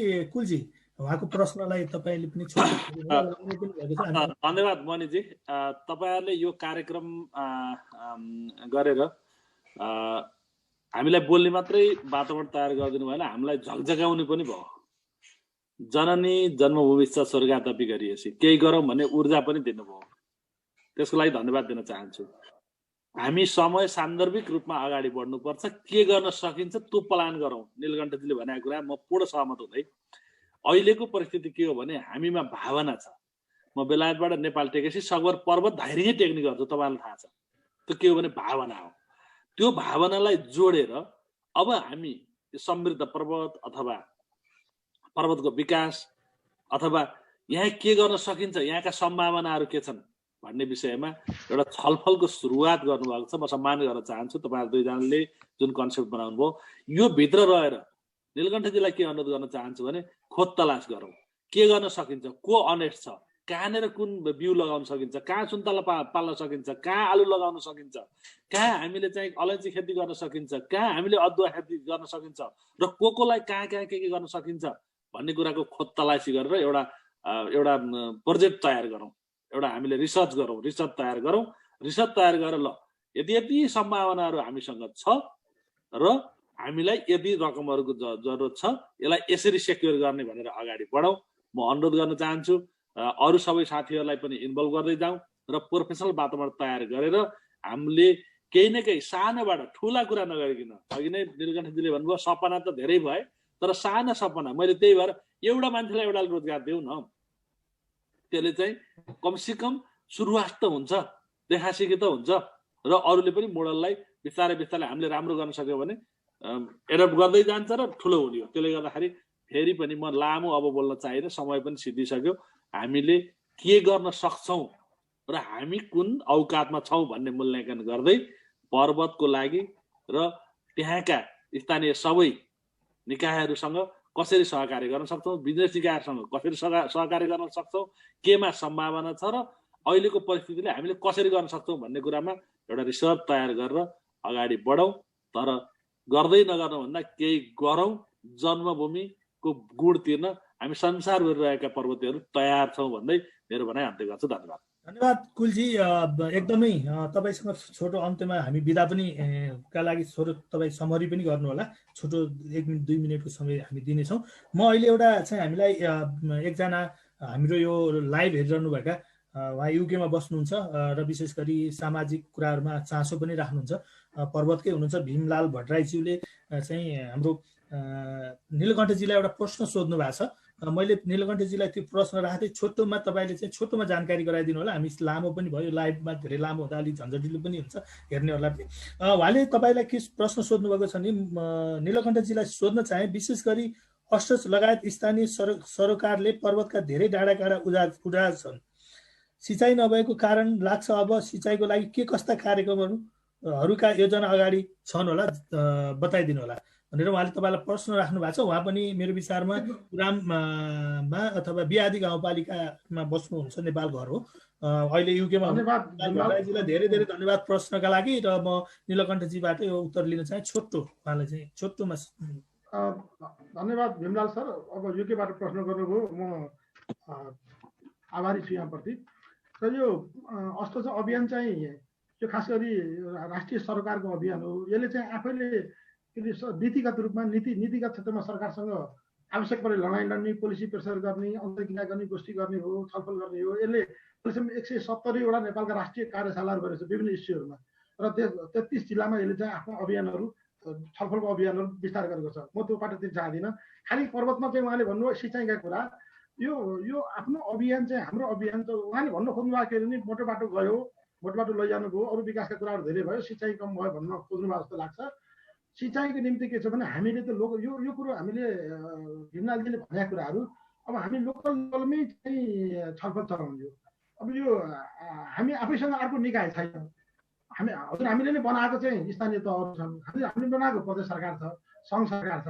अब लोकल लेभलमा कुन ठाउँमा सिँचाइको आवश्यकता छ र त्यो सिँचाइले कति चाहिँ उत्पादनमुखी छ, त्यो सिँचाइको लगानी र त्यसले पार्ने प्रभाव, त्यसले दिने उत्पादन कस्तो हुन्छ भनेर चाहिँ लोकल लेभलमा नै हामीले राख्न चाहिँ छलफल गरेर उहाँहरूलाई इन्डिभिजुअलाइज गर्न सक्छौँ र उहाँहरूसँग चाहिँ साझेदारी गर्न सक्छौँ। र मलाई यसरी झकझकाइदिनु भएकोमा भीमलालजीले मलाई लाग्छ मलाई टेलिफोन गरेर पनि अथवा अर्को कार्यक्रमहरूमा पनि अथवा मेरो इमेलमा पनि यो ठाउँमा चाहिँ यसरी जानु पर्यो भने जस्तो लाग्यो भने बिहादी वा त्यहाँको गाउँपालिकाको अध्यक्षज्यूसँग त्यहाँका सरकारवालासँग बसेर त्यो सिँचाइका कुराहरू चाहिँ हामी छलफल गर्न सक्छौँ लाग्छ। किनभने यो अस्ट्रच अभियान खालि यसरी सहजीकरण गर्ने र नीतिगत क्षेत्रका लागि लड्ने अथवा मुभमेन्ट क्रिएट गर्ने संस्था मात्रै भएको हुनाले मैले यहाँको उत्तर मैले जिम्मा लिने गरी दिन सक्दिनँ। धन्यवाद नीलकण्ठजी, धन्यवाद भीमलालजीलाई। तपाईँले हाम्रो यो कार्यक्रमलाई चासो दिएर तपाईँले आफ्नो प्रश्न पनि राखिदिनु भयो, जोडिनु भयो। अहिले हामीसित संसारभरिका धेरै दर्शकहरू हामी यो लाइभमा जोडिनु भएको छ। विशेष गरी यो कार्यक्रमलाई चाहिँ प्रसारण गर्नका लागि अहिले लाइभ पेज यो हाम्रो बिसाउनीबाट पनि प्रसारण भइरहेको छ, त्यसलाई सेयर गरिदिनु भएको छ। विशेष गरी हाम्रो मिडिया पार्टनर हुनुहुन्छ गण्डकी संसार.com, जुन नेपालमा पर्वतबाट चल्ने एउटा अनलाइन हो। उहाँ हामीसँग जोडिनु भएको छ, उहाँलाई पनि धेरै धेरै धन्यवाद दिन चाहन्छु। त्यसै गरी यो अभियान अघि नै धेरै तपाईँहरूकैसँग छलफल गरेर संसारभरि भएका हाम्रा पर्वतेलीहरूलाई कसरी कहाँ के गर्दा ठिक हुन्छ, स्थानीय निकायमा कहाँ कुन समस्या छन् त्यसलाई सकारात्मक रूपमा कसरी समाधान गर्न सकिन्छ भन्ने विषयहरू, साना साना कुराहरूलाई पनि हामीले स्थानीय निकायमा अथवा सम्बन्धित निकायमा पुर्याउन सक्यौँ भने, संसारभरि रहनुभएका पर्वतेलीहरूको आवाजलाई पुर्याउन सक्यौँ भने कतै एउटा हामी यो अहिलेको यो प्रविधिलाई प्रयोग गरेर केही गर्न सक्यौँ। छोटो समय, एउटा सानो समय हामीले खर्च गरेर गर्न सक्यौँ भने केही आफ्नो जिल्लाका लागि केही गर्न सकिन्छ कि भन्ने हाम्रो उद्देश्यका साथ हामीले यो संवाद सुरु गरेका हौँ। यो संवादमा पहिलो संवादमा हाम्रो लागि उपस्थिति भइदिनु भयो आदरणीय व्यक्तित्वहरू हुनुहुन्छ। मैले अघि नै सुरुमा पनि मणिजीले उहाँहरूको बारेमा बताइसक्नु भएको छ। उहाँहरूसँग भोलि हामी उहाँहरूका अन्तरङ्गका कुराहरू, उहाँहरूले यो सङ्घर्षका कुराहरू, यहाँ यो अवस्थामा आइसक्नका लागि के गर्नुभयो भन्ने कुरामा पनि हामी फेरि अर्को एउटा श्रृङ्खला लिएर हामी उपस्थित हुनेछौँ। तर यो सँगसँगै अब हामी कार्यक्रमको अन्ततिरसम्म विशेष गरी मणि भुर्तेलज्यूलाई म धेरै धेरै धन्यवाद दिन चाहन्छु। हामीले एउटा सानो सोच बनायौँ। यो अहिले यो पेन्डेमिकको बेलामा घर बस्दै गर्दाको समयलाई सदुपयोग गरेर हामी एउटा नेटवर्क जोडौँ, छलफल गरौँ। यसको ठुलो उद्देश्य होइन हामीले यसले ठुलो परिवर्तन गरौँला भन्ने पनि होइन, तर केही कुराहरू सिकाउँ र जानकारीमूलक बनाऊ भन्ने उद्देश्यले हामीले सुरु गरेका हौँ। विशेष गरी साजन परियारजीलाई पनि म धेरै धेरै धन्यवाद दिन चाहन्छु, हामीसित जोड्नुभएको छ। अब हामी अन्ततिर छौँ। म अन्ततिर तपाईँहरूलाई तपाईँहरूको केही छ यहाँ अहिले संसारभरि हेरिरहनुभएका दर्शकहरू, अनि यो कार्यक्रमको सुरुवात यसलाई कसरी जाँदा तपाईँहरूको सुझाव के छ भन्ने तपाईँहरूको अन्तिम भनाइ केही छ भने राखिदिनु न। म नीलकण्ठजीलाई छोटो समयमा यो आफ्नो भनाइ राखिदिनु न। यो बहसको सुरुवात आफैमा एउटा ठुलो प्रयास ठुलो सफलता जस्तो लाग्छ मलाई। अब हामीले धेरै सपना, आजको यो हाम्रो कुलजी र मेरा अभिव्यक्तिले हामीले धेरै ठुलो महत्त्वाकांक्षी कुराहरू सम्प्रेषित गरे जस्तो लाग्दैन। खालि हामीसँग भएका सपनाहरूलाई हामीले सेयरिङ गरेका मात्रै हो। पनि के छ भने हामी पिचमा लोटा तल बसेर ग्राउन्डमा बसेर हामी देखेका छौँ। हामीले त हाम्रा सपनाहरू यत्तिकैमा चाहिँ मूर्त हुँदैनन्। तर माटोसँग मैले अन्तिम विनती गरेँ, माटोसँग जोड्ने कुरो कुलजीले एक पर्वतेलीले, विदेश बस्ने पर्वतेलीले, एक स्वदेश बस्ने पर्वतेलीलाई रोजगार सिर्जना गर्ने कुलजीले जुन कुरो ल्याउनु भएको छ त्यो असम्भव भन्ने जस्तो लाग्दैन। कहाँ भन्दाखेरि मैले जुन कुरो राखेँ माटो केयर गरेको, माटो र हावापानीको व्यवसाय प्रयोग गरेर उत्पादन अभियान, उत्पादन लहर ल्याउने कुरामा चाहिँ के जोड्न सकियो भनेदेखि, पर्यटनसँग जोड्न सकियो भनेदेखि, र त्यो उत्पादन र पर्यटन दुइटै जोडेर कृषि पर्यटन, एग्रो टुरिज्म अथवा अरू विभिन्न कुराहरू के गर्न सकिन्छ त्यो गर्न सक्यो भनेदेखि हामी ठुला गफमा होइन, सानो गफमा चाहिँ, साना काममा चाहिँ कामै गरेको देखिन्छ जस्तो लाग्छ। यो यति भए पनि थोरै छलफल, हामीसँग धेरै कुराहरू, हरेक इस्युमा हामी लामो कुराहरूमा चाहिँ छलफल गर्नुपर्छ। जस्तै अहिले सरले उहाँ कुलजी ल्याउन कम्पनीको मोडेलमा घन्टौँ बहस पर्ने हुनसक्छ। मैले सहकारीको जो मोडेल ल्याएको छु माटोलाई उपयोग गर्ने, त्यसको विषयमा छुट्टै चाहिँ समय लिन सकिन्छ। त्यो विषयमा विज्ञहरू राखेर, त्यो विषयका विज्ञहरू सहित छलफल गर्न सकिन्छ, सरकारवाला सहित राखेर। किनभने एकैचोटि हाम्रा मात्रै सपनाले यो चाहिँ यो पूर्ति हुँदैन। तर जुन ढङ्गले आज सुरुवात गर्नुभएको छ यो आफैमा ठुलो सफलता हो। यसले के छ भने सम्भावनाहरूको बारेमा व्यापक बहस गराउनेछ। हाम्रा दिमाग र मथिङ्गलहरूलाई चाहिँ के छ भने अब नयाँ रूपले क्रियाशील हुन, यो कुलजीले भन्छ त नयाँ रूपले क्रियाशील हुन हामीलाई झकझक्याएको छ। अब यहाँहरूप्रति हार्दिक आभारी। संसारभरिका पर्वतेली, हाम्रा प्यारा दाजुभाइ पर्वतेलीप्रति म फेरि पनि बिन्ती गर्छु, हामीसँग भएको क्षमता, प्रतिभा, योग्यता के छ भनेदेखि अब हामी हिजोका छैनौँ, हामी अस्तिका हुँदै होइनौँ, हामी आजका हौँ। विज्ञान र प्रविधिको युग हौँ। मानव सभ्यता हामी सबभन्दा ठुलो मैत्री मानव सभ्यता मैत्री हो। त्यस कारणले यसलाई चाहिँ के छ भने एकीकृत ढङ्गले यही पर्वत समाज मार्फत वा यसलाई अझ चाहिँ परियो बनाएर हामी यो मार्फत हाम्रा यी साझा सपनाहरू कमसेकम सम्प्रेषित गर्न सक्छौँ भन्ने लाग्छ। धन्यवाद। धन्यवाद। यसै गरी कुलजीलाई पनि आफ्नो भनाइ राखिदिनु हुन, सुझाव सहित कसरी हामी जाँदा अगाडि बढ्दा राम्रो हुन्छ त्यो सुझाव सहित सम्पूर्ण हेर्नुभएका दर्शकहरूलाई के भन्न चाहनुहुन्छ भने आफ्नो भनाइ राखिदिनु हुन अनुरोध गर्छु। सर्वप्रथम त मैले अघि नै दुईचोटि पनि भनिसकेँ, यो एउटा सान्दर्भिक बहसको सुरुवातमा तपाईँहरूले जुन कन्सेप्ट सोध्नुभयो, तपाईँहरूको सोचाइप्रति म सम्मान गर्दै यसले हामीलाई दुई चार शब्द बोल्ने मात्रै नभइकन झकझक्याउने र यस मार्फत हामीले केही गर्नुपर्छ भन्ने एउटा जुन दिमागलाई नै चेन्ज गर्नको लागि तपाईँहरूले यो कार्यक्रम आयोजना गर्नुभयो। यसमा आफैमा सराहनीय कार्य छ। यसको पूर्ण सफलता र लङ टर्ममा यसले एउटा पर्वतको विकासमा यो हाम्रो बिसाउने संवादले चाहिँ ठुलो भूमिका खेल्न सकोस् र यसमा शुभकामना सहित मेरो पूर्ण समर्थन सहयोग रहने पनि म जानकारी गराउन चाहन्छु। र म के भन्न चाहन्छु भने आज यो लाइभ मार्फत र यो विभिन्न हाम्रा फेसबुक लाइभहरू मार्फत जसले हेर्नुभयो, आदरणीय पर्वतेली दाजुभाइ दिदीबहिनीहरू र नेपाली दाजुभाइ दिदीबहिनीहरू भन्न चाहे सबैलाई म के अनुरोध गर्न चाहन्छु भने हामी पहिलो त बाहिर बस्ने हामी जति छौँ पर्वतेलीहरूलाई एकत्रित गर्दै जाउँ, पर्वतसँग जोड्दै जाउँ, गर्न सक्ने काममा सहकार्य गर्दै जाउँ, अवसर मिलाएर लगानी पनि गरौँ, केही गरौँ, बेला यही हो भनेर अनुरोध गर्न चाहे। जतिले यसलाई हेर्नु भएको छ, जतिले हामीलाई सल्लाह र सुझाव अझ दिन आउँदै हुनुहुन्छ पछि पनि यो कार्यक्रमलाई पूर्ण सफलता साथ अगाडि बढाउन र तपाईँहरूलाई पूर्ण सहयोग गर्दै पर्वतको लागि केही गर्ने जुन जमर्कोको लागि तपाईँहरूले आज यो सुरुवात हो, त्यसको कुनै पनि कार्यमा सहकार्य गर्नको लागि पछि पर्ने छैन र हामी सकेसम्म आफूले यो जीवनको एउटा सार्थकता के भन्दा केही गर्दा अथवा आफूले केही दिँदा जति मजा आउँछ त्यो कुनै बेला पनि आउँदैन। त्यो गर्ने बेला भनेको जन्मभूमि जन्मेको ठाउँ त्यो माटोलाई हो भनेर अघि नीलकण्ठजीले भनिसक्नु भएको छ। यसको लागि हामी तयारै छौँ भन्दै फेरि पनि तपाईँहरूको यो सुरुवाती जुन कार्य छ यसलाई भोलि लामो समयसम्म अगाडि बढ्न शुभकामना दिँदै यस मार्फत हाम्रो चाहना इच्छा अनुसार पर्वत र जन्मभूमिलाई केही गर्ने हामीलाई भगवानले पनि आशीर्वाद दिउन् र यो कार्यक्रमले पनि एउटा मूर्त रूप पाओस्। धन्यवाद।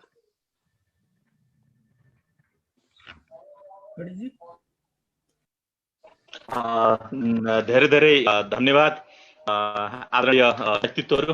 हामी अब कार्यक्रमको अन्तिम चरणमा छौँ। म यो हाम्रो निमन्त्रणलाई स्वीकार गरेर हाम्रो यो बहसमा हामीले केही निर्कुल पनि निकालेका छौँ। अब यसलाई कार्यान्वयन गर्ने कुराहरूमा यहाँहरूको सल्लाह सुझाव तदारुकताले पक्कै पनि यसलाई सार्थकता पुर्याउने नै छ भन्दै हाम्रो निमन्त्रणलाई स्वीकार गर्नुहुने आदरणीय व्यक्तित्व, सामाजिक अभियन्ता, राजनीतिक विश्लेषक श्री नीलकण्ठ तिवारीज्यूलाई हृदयदेखि हार्दिक धन्यवाद व्यक्त गर्न चाहन्छु। त्यस्तै समाजसेवी, एक अभियन्ता, सामाजिक व्यक्तित्व, सफल व्यवसायी आदरणीय व्यक्तित्व श्री कुल आचार्यज्यूलाई पनि हृदयदेखि हार्दिक आभार व्यक्त गर्न चाहन्छु। र यो बहसको एउटा परिकल्पनाका यो बहसलाई हामीले पर्वत र विश्वभरि रहेका पर्वतीहरूको बिचमा पुलको माध्यमबाट हामी कसरी अगाडि बढ्न सकिन्छ भन्ने एउटा परिकल्पनाकार आदरणीय व्यक्तित्व, मेरो अग्रज सहकर्मी सहयात्री साथी श्री गुनास शर्माज्यूलाई पनि हार्दिक कृतज्ञता व्यक्त गर्दै म बिदा हुन चाहन्छु। हस्त धन्यवाद, नमस्कार। धन्यवाद मणिजी। विशेष गरी यो श्रृङ्खला हामी पहिलो श्रृङ्खला सुरु गऱ्यौँ र यो पहिलो श्रृङ्खलाले एउटा बहसको सुरुवात गरेको छ। हामीले यो जुन कुरा सोचेर तपाईँहरूलाई निमन्त्रणा गरेका छौँ त्यसको केही हामीले होइन धेरै मात्रामा हामीले पाउन सफल भएका छौँ। हाम्रो चाहना के भने यो श्रृङ्खलालाई यिनै तपाईँहरूले उठाएका विषयका आधारमा जनप्रतिनिधि संसारभरि रहनुभएका पर्वतेलीहरू जो सामाजिक अभियन्ताहरू हुनुहुन्छ अथवा विभिन्न पर्वतको नामसँग जोडिएका सङ्घ संस्थाहरूसित जोडिएका व्यक्तित्वहरू हुन्छ, उहाँहरूका बिचमा हामीले यिनै प्रश्नहरूलाई आधार बनाएर तपाईँहरूले उठाएका कुराहरूलाई आधार बनाएर व्यापक छलफललाई हामीले अगाडि बढाउँछ। यो हाम्रो सुरुवात हो। निश्चय पनि यसको उद्देश्य के हुने भन्ने कुरा हाम्रो बाटोसँगै पनि तय गर्नेछ र हाम्रो यसको दोस्रो उद्देश्य भनेको बाहिर भएर सङ्घर्ष गरेर अथवा आफ्नो क्षमता ज्ञान सिप सबै कुराले चाहिँ आफू बसेको देशमा जुन किसिमको अमिट छाप पार्न सफल हुनुभएको छ अथवा त्यहाँभित्रको समाजभित्र एउटा पहिचान बनाउनु पर्वतेलीहरू धेरै हुनुहुन्छ। त्यसै गरी नेपालमा पनि निजामती क्षेत्रमा होस् अथवा विभिन्न क्षेत्रमा होस्, प्राज्ञ क्षेत्रमा होस्, राजनीतिक क्षेत्रमा होस्, सामाजिक क्षेत्रमा धेरै व्यक्तित्वहरूले गरिराख्नु भएको छ। उहाँहरूलाई जोडेर उहाँहरूको सङ्घर्षका कुराहरूले प्रेरणा बनाउने दिने एउटा चाहिँ माध्यम पनि हामी बनाउन थालिरहेका छौँ। यो एउटा पेन्डेमिकको बेलामा एउटा यो हामीलाई अवसर पनि जुटेको छ। यहाँहरूले पहिलो कार्यक्रममा तपाईँहरूले साथ दिनुभयो, धेरै राम्रो रेस्पोन्स पनि हामीलाई लाइभबाट पनि राम्रो रेस्पोन्स तपाईँहरूका कारणले पनि त्यो आएको हो। यहाँहरूलाई विशेष गरी म धेरै धन्यवाद दिन चाहन्छु। यसलाई यसको पछाडि यो हामी धेरै ठुलो सोच पनि बनाएका छैनौँ। यो अहिलेको प्रविधिलाई प्रयोग गरेर मात्रै छलफल गरौँ भनेर हामी छिट्टै नै फेरि अब हामी दोस्रो श्रृङ्खला लिएर हामी तपाईँहरूसम्म आउनेछौँ। तपाईँहरूले त्यो बेला पनि हामीलाई पछाडिबाट सल्लाह दिनुहुनेछ भन्ने आशा गर्दै फेरि हामी अर्को श्रृङ्खलामा भेट बाचासहित विशेष गरी कुलाचार्य दाजु र नीलकण्ठ तिवारीज्यूलाई विशेष धन्यवाद दिँदै यो कार्यक्रमलाई चाहिँ मिडियाका रूपमा एउटा पार्टनरका रूपमा हामीलाई सहयोग गर्नुहुने गण्डकीसञ्चार.com का सञ्चालक र साधन परियारज्यूलाई पनि यहाँबाट धन्यवाद दिँदै म र मेरो सहकर्मी मणि भुटेलज्यू हामी तपाईँहरूबाट बिदा चाहन्छौँ। धन्यवाद, नमस्कार।